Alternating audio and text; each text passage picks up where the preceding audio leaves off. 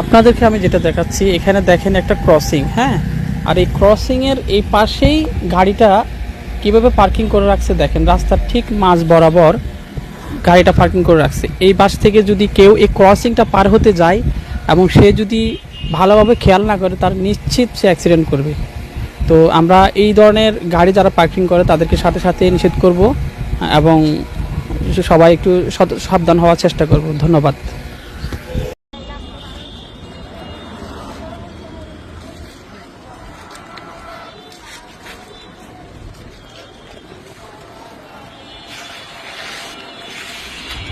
গাড়িটা আপনাদের আর একটু সাইড করে রাখলে ভালো হতো, কারণ এখানে ক্রসিং এর মধ্যে আপনারা মাঝখানের মধ্যে গাড়িটা রাখছেন। হোক না রে ভাই, একটু সাইড করে রাখলে আমাদের অ্যাক্সিডেন্ট হইতে 1 সেকেন্ডের ব্যাপার। এখান থেকে এখন ওই জায়গায় এই ক্রসিং ওইদিকে পারে তো ওখান থেকে গাড়ি আসতেছে দেখা যায় না। একটু দেবে খরচ করে একটু সাইড করে রাখেন, অনেক তো জায়গা আছে, এখন তার কোনো জামজাট নেই। ঠিক আছে, দেখেন এখানে ক্রসিং, আমি একটু পারেতে দেখতেছি এখানে গাড়ি আসতেছে, কিন্তু গাড়ির জন্য দেখতেছি না।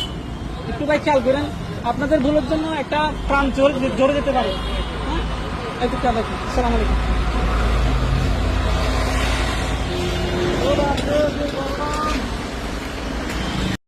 আপনাদের এখন আমি যেটা দেখাচ্ছি, দেখেন গাড়িটা পার্কিংয়ে কোন জায়গায় আর ক্রসিংটা কোন জায়গায়, আর আমি পার্কিং হতে কতটা কষ্ট হচ্ছে দেখুন।